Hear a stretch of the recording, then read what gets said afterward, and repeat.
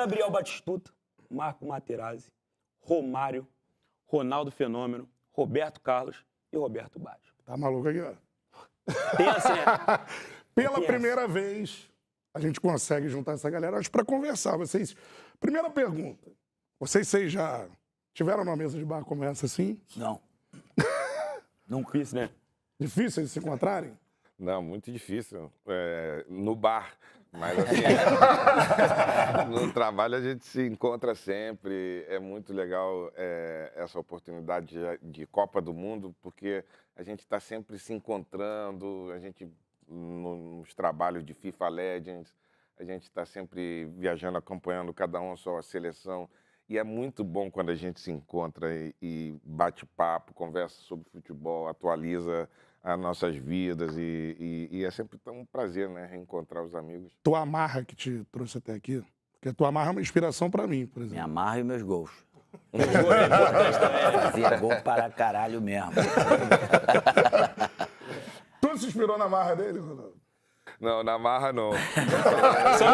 Eu até comecei, assim, no início da minha carreira, tive um momento de marra, assim, que eu cresci vendo ele chegando na Holanda, falando, vou fazer 30 gols. Ele ia lá e fazia. No Barcelona, ele chegou falando, vou fazer 30 gols. Foi lá e fez. Eu olhava aquilo e falei, deve ter alguma coisa nisso aí, eu vou fazer igual. Vai fazer a mesma coisa, né? Quem vai dar Aí, na certo? Holanda eu falei, o povo já achava que eu era maluco igual ele. Fui lá e falei e fiz.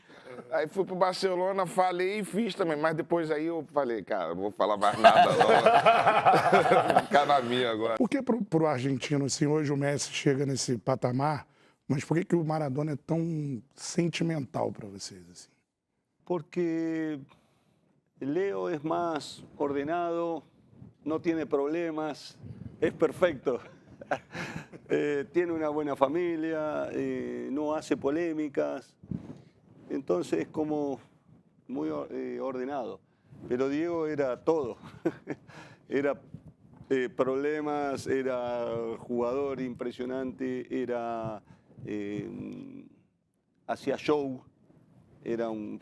entendía dónde estaba y entendía lo que la gente quería y tenía problemas y se equivocaba, como todos nosotros. No somos perfectos y cometemos errores, pero cuando Diego se equivocaba, todo el mundo lo veía y entonces la gente se va identificando, ¿o no? Y por eso creo que los argentinos lo queremos tanto y nos identificamos tanto, porque él fue una parte de todos. A mí me gusta ser ordenado, él en un momento fue ordenado. A otra persona tiene problemas, él tuvo problemas. Y todos tuvimos una parte de Diego, y esa es la pregunta que yo me hago. ¿Cuál es la diferencia entre Diego y Leo? Y creo que la gente se ve muy identificada con Diego por esto, porque se ve, se refleja en él. Io sono cresciuto vedendo le partite di Zico. Io l'ho raccontato sempre nella mia vita, c'era una piccola televisione in Italia che trasmetteva le partite del Flamengo. Mi ricordo Junior, Zico, Carpegiani se non sbaglio. Sì, sì. Ed era un periodo in cui in Italia vedevi solo la nazionale come partite in televisione. E mi sono affezionato a Zico e ho sempre seguito lui e mi sono sempre identificato in lui, speravo di diventare come lui. E avevo questo sogno da bambino che mi ha accompagnato per tutta la vita di giocare una finale di un mondiale contro il Brasile, che alla fine è successo, solo che è successo nella maniera in cui non avevo mai pensato, no? Tem uma cena que não sai da minha cabeça. Esse cara tá para entrar em campo e você tá olhando fixamente para ele. No túnel. Cara, essa imagem É de arrepiar. é de arrepiar. Mas é belo. Eu sempre quando me perguntam dessa imagem, eu me coloco no lugar do Baggio. Ali é um olhar de um cara que está ali na minha frente, que tem meu respeito. E eu, no lugar dele, pensaria igual a ele. Assim, aquele cara ali tem meu respeito. Aquele cara ali é foda. E se eu estivesse lá olhando para ele, eu ia falar a mesma coisa, ia pensar a mesma coisa. Foi um jogo, o jogo mais importante da minha vida, da minha carreira, claro. Mas eu não posso assim, o que mais me envolveu psicologicamente. Para mim foi mais um grande jogo, uma final da Copa do Mundo. Porra, se for perguntar para qualquer um que disputou uma final da Copa do Mundo, tá aí. Tem 3 do teu lado aí e um aqui do meu lado. Não sei se o Batistuta chegou a disputar uma final, mas enfim. Porra, jogar uma final da Copa do Mundo, isso aí, porra, não tem nem como, não tem palavra. Uma coisa assim impressionante, uma coisa... Porque nós temos aí vários milhões de jogadores no mundo, né?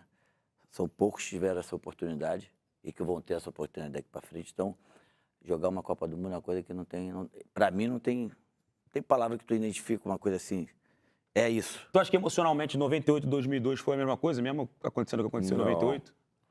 Não foi a mesma coisa. Eu estava disputando com o fantasma de uma convulsão que me pegou de surpresa e com uma imensa vontade de querer jogar. Então eu tinha que provar que eu podia jogar. Eu saí correndo para ir no hospital para fazer os exames que era necessário para garantir que eu podia jogar com segurança e de não morrer ali no campo, né? E também não queria ser taxado de, porra, esse cara amarelou na final da Copa. Tá maluco, cara. Eu vou pra Era muito melhor entrar em campo. E aí foi o que eu fiz. Cheguei no vestiário, Zagallo, eu tô pronto, meus exames, toma aí. E já fui me trocando. E pra vocês, como é que foi essa final de 98 em relação a isso? Porque sabendo que o Ronaldo tá ali, que tipo, ele pede pra jogar, fala com o Zagallo que quer jogar, e vocês ficaram como nessa situação? E por que você riu, Roberto? Vai ficar como, cara? Não vai ficar de jeito nenhum, cara. Mas é uma pressão, né? A final acho que era 20h45 da noite. O nosso jogo acabou 2 horas da tarde. A final acabou 2 horas da tarde. Porque ele era a nossa referência. A gente jogava por ele, né? Joga para você, joga para ele. A gente que é mais defensivo, joga por eles.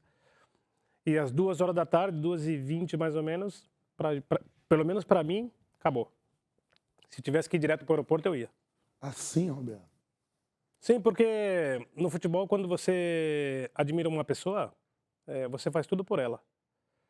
E a gente dormia muito próximo um do outro no mesmo quarto. E não era junto, não, né? Era cama separada. Era próximo. Era cama separada. E aí, eu, sinceramente, aquele dia foi o pior dia da minha vida, porque era uma final, mas não pensava muito na final. Sinceramente, não pensava. Eu ficava mais feliz de ver ele acordar e ver ele bem, logo ver os exames dele, participar do dia dele, da tarde. Eu não pensei muito em final, não. Sinceramente, não me preocupava tanto. Ronaldo, tu acha que o futebol mudou muito nos últimos anos pra cá, em relação à pressão mesmo, do posicionamento ali no ataque, zagueiro que antes metia porrada, hoje tem VAR, hoje tem porrada de câmera. Tu acha que mudou muito nos últimos anos? Mudou muito e não quero ser saudosista já sendo, mas assim, eu acho que é muito legal proteger os atacantes do jeito que hoje eles são protegidos, porque na nossa época a gente não era protegido. Na nossa época a gente era intimidado já no início do jogo com palavras de alto escalão, de xingamentos, ameaças, e no túnel, batendo a chuteira no chão, trava de 21 atrás e 19 na frente. Era terrível. A do Materazzi era assim, a do Materazzi. Em ocasiões especiais. Lo que pasaba antes era que no había mucha televisión. Entonces, si el árbitro no veía, no pasaba nada. Y ellos tenían ventaja. Muchas ventajas porque nos daban duro. Y el partido empezaba ya en el túnel. Antes de empezar ya empezabas a hablar y era otro fútbol. Ahora los jugadores están mucho más protegidos, no hay fulls. En mi época, en la época de ustedes, se pateaban 10 tiros libres al borde del área. Ahora nadie patea tiro livre. Mas assim, os atacantes hoje são menos expostos, né? Mas eu particularmente preferia na minha época. Que eu também dava minhas porradas. Sem ninguém ver.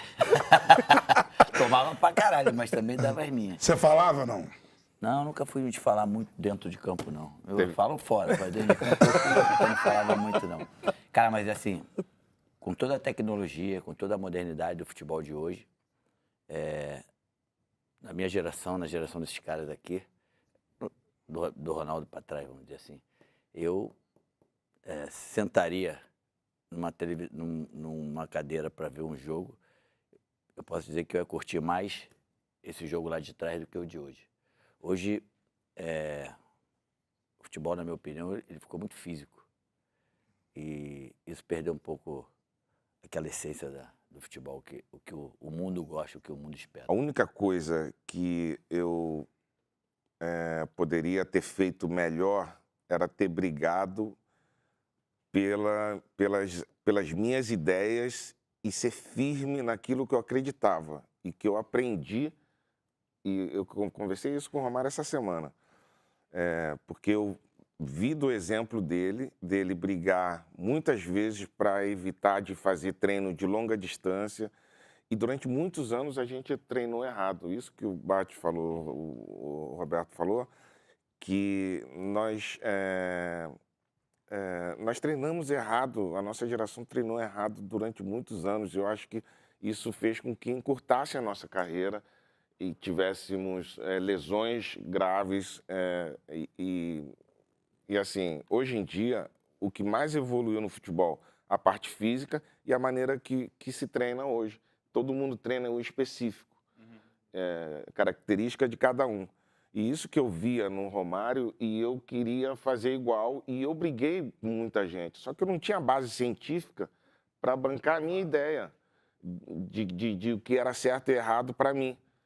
Então, e tem também a questão do respeito pelos médicos, pela a comissão. Que você pensa, exatamente. pô, o cara tá falando... O cara tá falando, o cara estudou, certo. tal, mas assim, eu vi o Romário em 94, todo mundo era treino físico. Ele ia para uma bicicleta ergométrica, botava lá no máximo de potência, fazia tiros de 20 segundos e, cara, era o treino que ele precisava fazer para ele ser mais rápido em 20 metros do que o zagueiro. Sim. Então eu cresci com aquilo, só que eu não tinha base científica para bancar aquilo. Então, se eu pudesse voltar atrás, eu teria sido muito mais forte na ideia de que eu não tinha que correr junto com o Roberto Carlos e o Cafu, fazer um treino de longa distância que eu fiz. Várias vezes eles me davam volta, cara.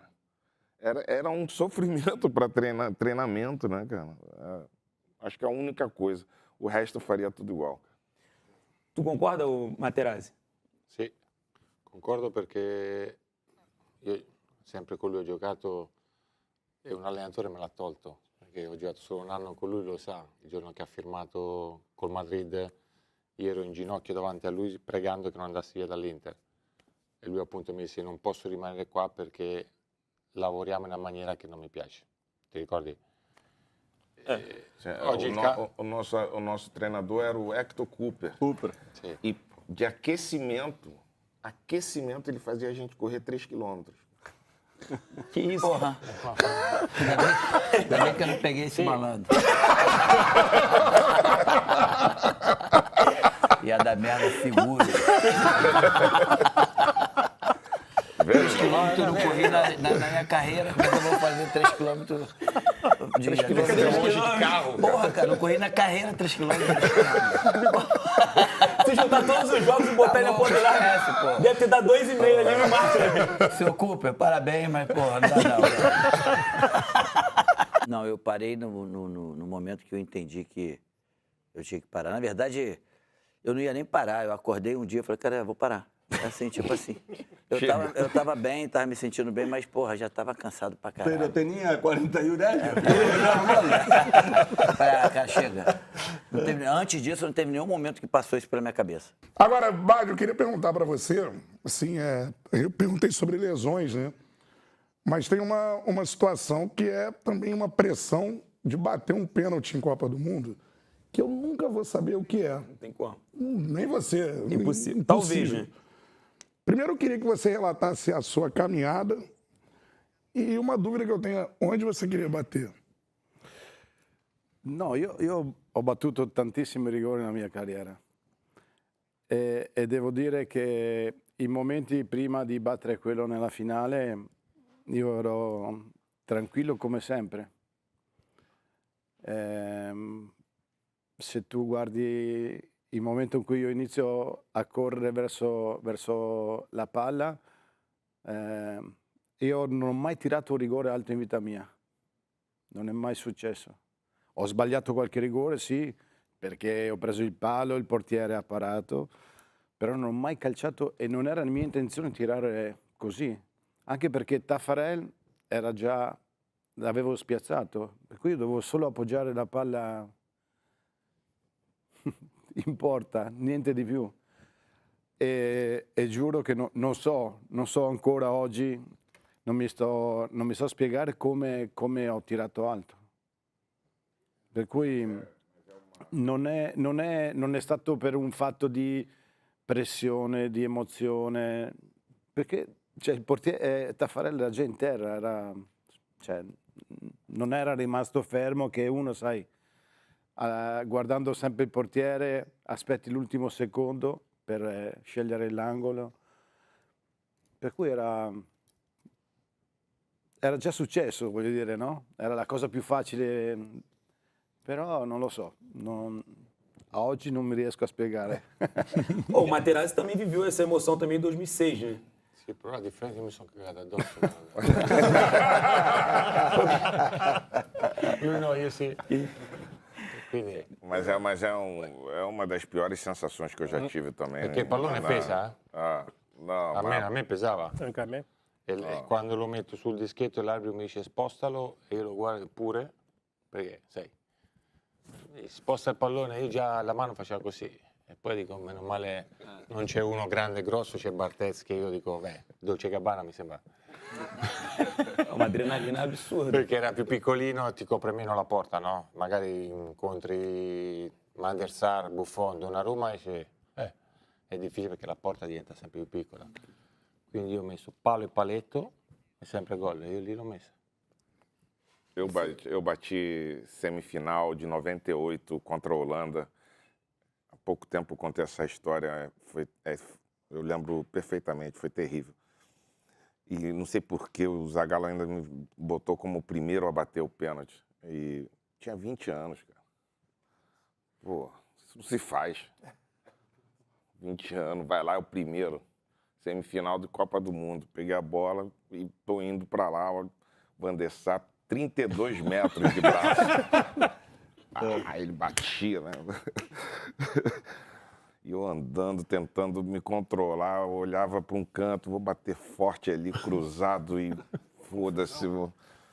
Quando eu falo que eu vou bater forte no cantinho, ele olha pro cantinho que eu falei que ia bater. Eu falei, caralho, será que esse cara tá lendo a minha mente? Vou bater no outro canto e foda-se. Ele vai e olha pro outro lado, bate assim, eu vou pegar. Aí, que filha da puta. Cara, parece que é um túnel do tempo, você demora muito tempo até chegar lá à marca do pênalti e finalmente eu decidi bater, eu corri o risco de bater alto, cruzado, e graças a Deus ele foi pro outro lado, mas assim, é um peso instantâneo que sai assim, cara, é muito bizarro essa situação. Não deveria ser permitido esse tipo de situação para o jogador. Ninguém está preparado para esse tipo de situação de pênalti decisivo, Copa do Mundo, semifinal, final. Acho que Tu acha que tinha que mudar a regra? É desumano isso. Tinha que ser outra forma o desempate? A prorrogação Agora atrapalha. deixa assim que eu já passei, não vou estar lá mais, cara.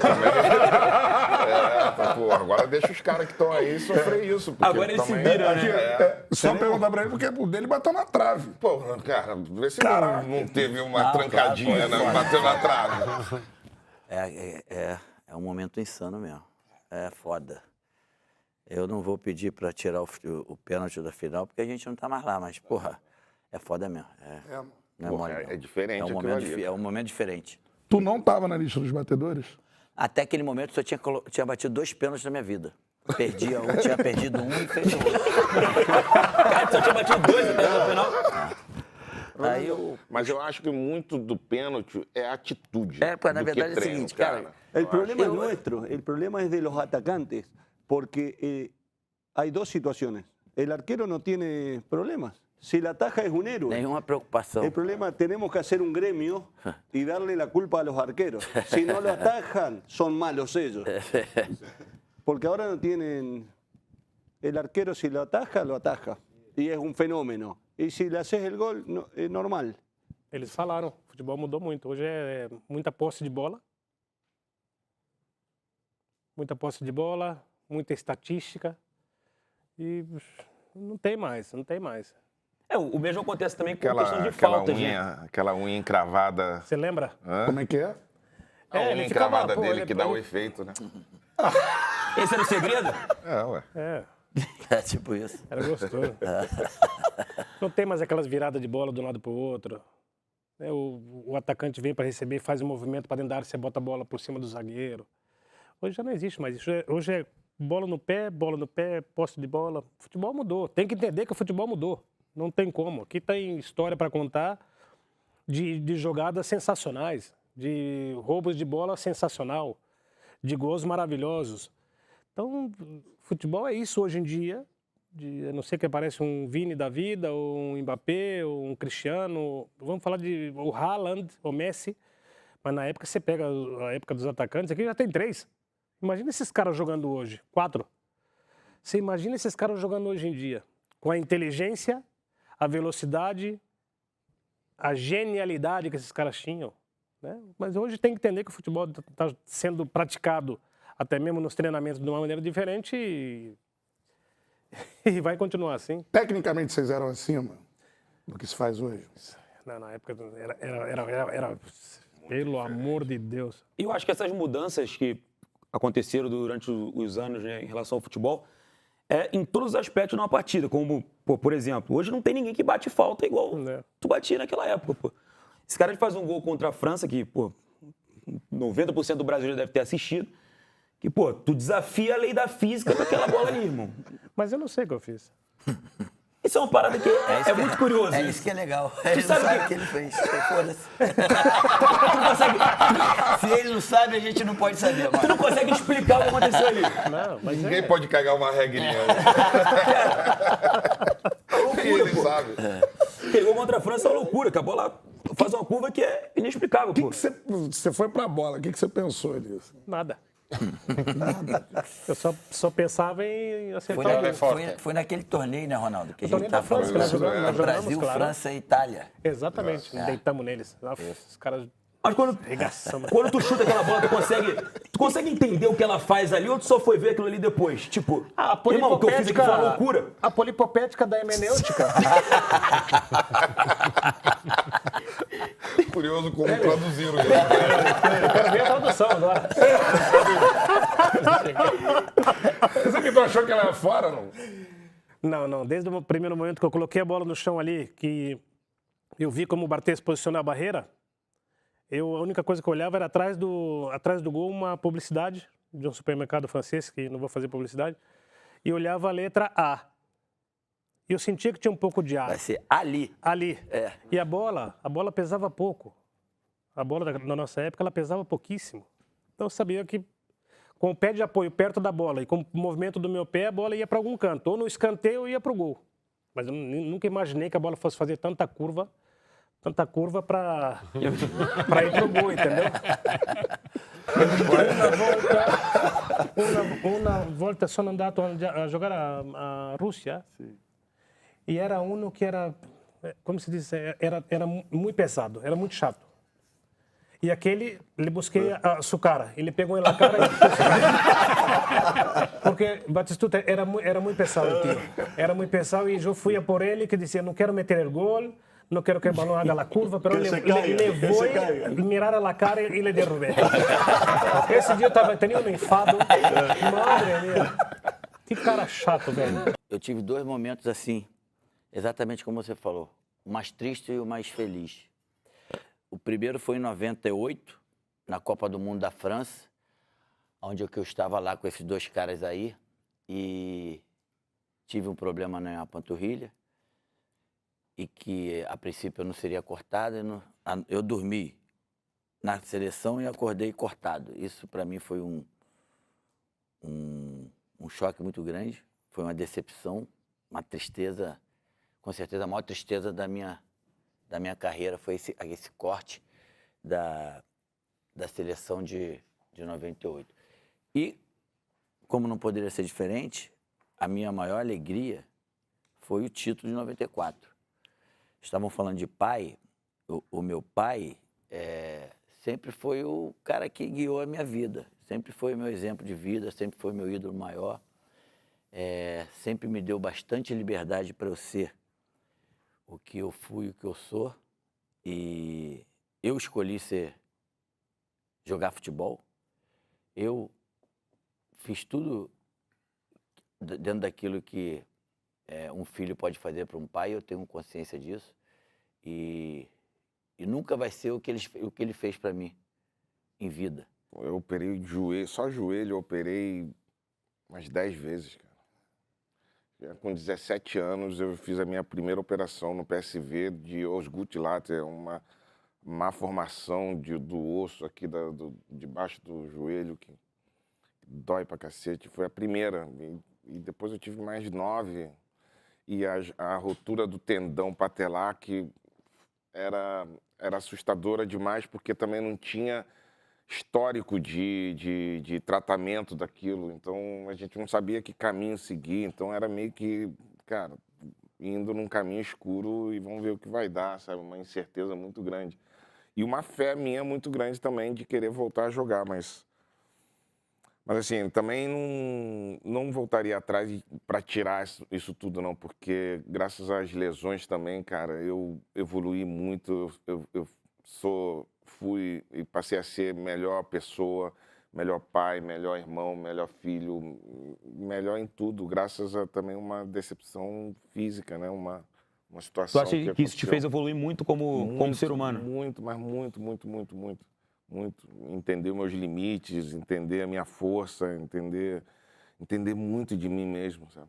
Agora, te pergunto só dentro disso, em relação a se você tem essa noção que essa sua trajetória, essa sua estrada, assim, deu exemplos para muita gente no Brasil de passar por cima de dificuldades, tudo mais, assim.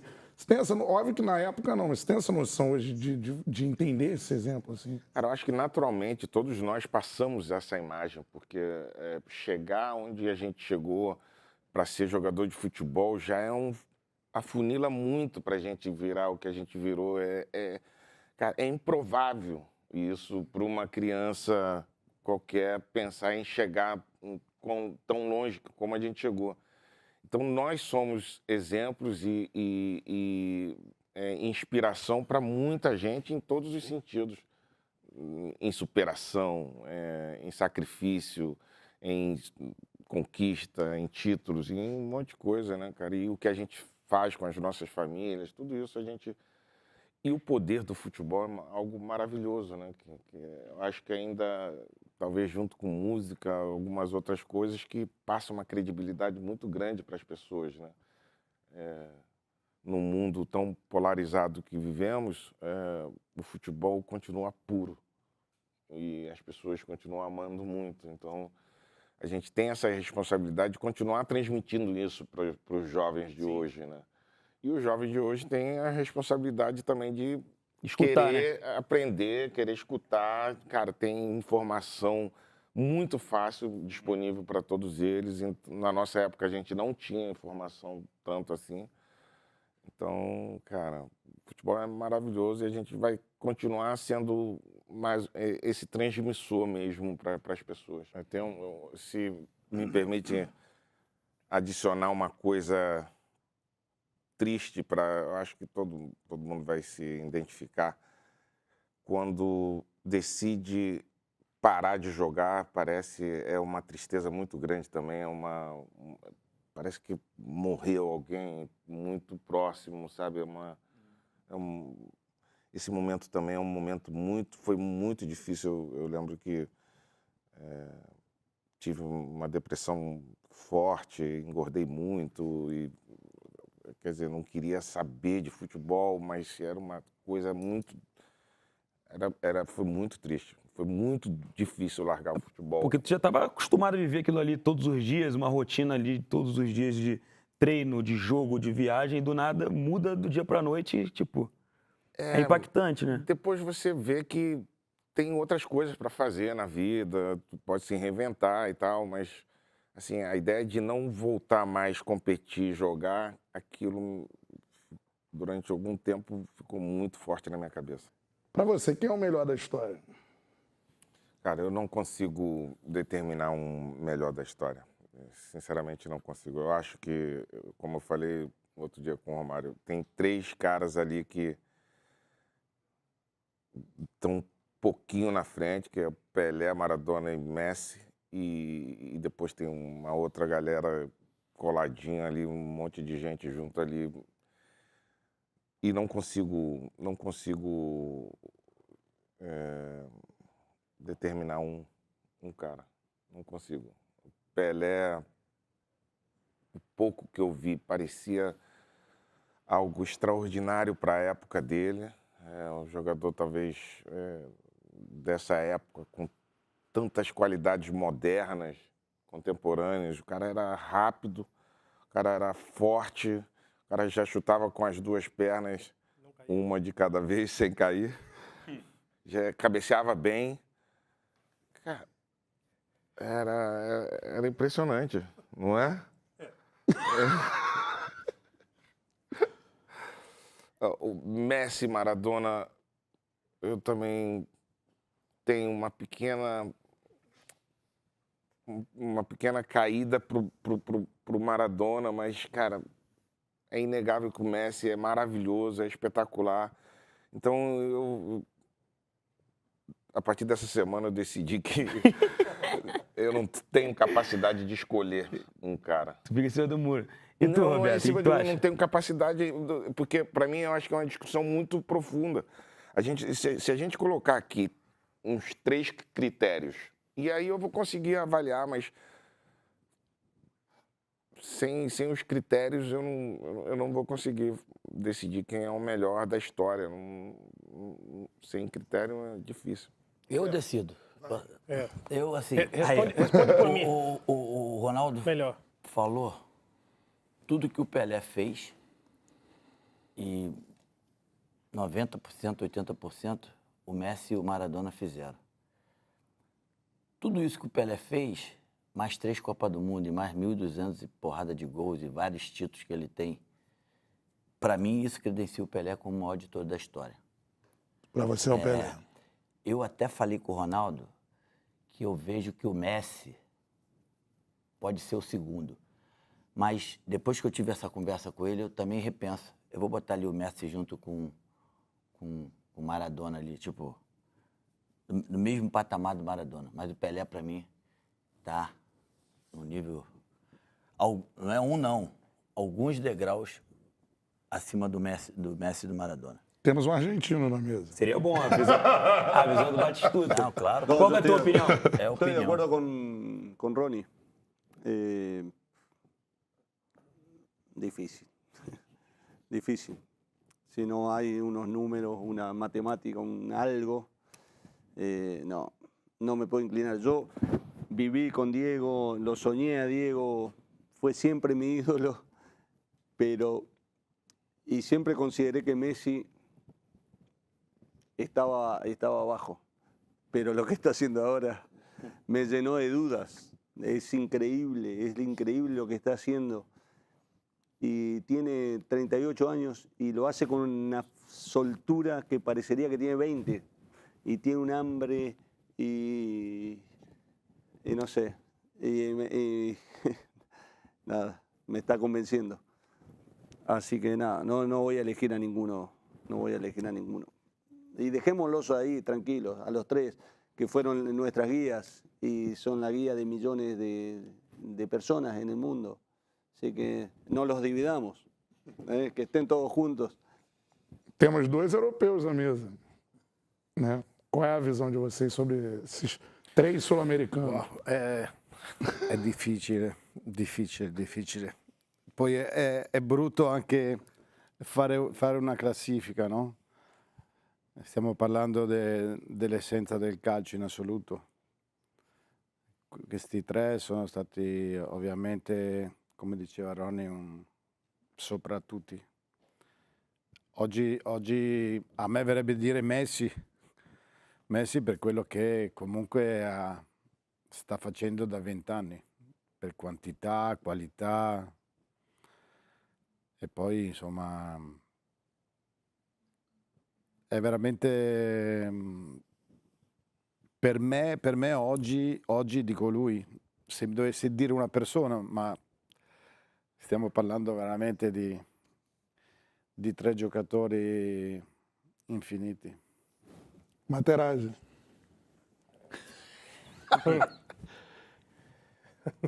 Me lo dico sempre, No. che lui è stato più forte, perché no, lui, questo qua. Perché quello che faceva lui senza 2 ginocchia, a 150 all'ora non l'ha fatto nessuno. Io quando vedo YouTube, sono boomer, però lo vedo, e quando vedo fare le cose che faceva lui in un tempo dove ti danno di quelle fiammate, altro che i tacchetti 31-30, e una partita Real Madrid che non fa gol, che c'è Thuram e Cannavaro, che poverini, che erano veloci, e lui senza 2 ginocchia ha dato 20 metri e ce n'aveva 30 di svantaggio. E quando tu vedi quelle cose dici, questo è un marziano, e lui era un marziano. Quindi scusa Diego, scusa Pelé, scusa Messi, ma Ronny, fenomeno. Ronaldo quello vero. Poi rispetto per Cristiano, perché c'è chi dice no, Cristiano ne fa. Cristiano è forte. No, io credo che sia già stato detto tutto. Io credo che ognuno di noi ha la sua vita, e se non si sacrifica, se non mette amore, passione, possiamo stare qua fino a domani a dire quante cose, quanti ingredienti ci vogliono, no? Perché poi uno non fa niente.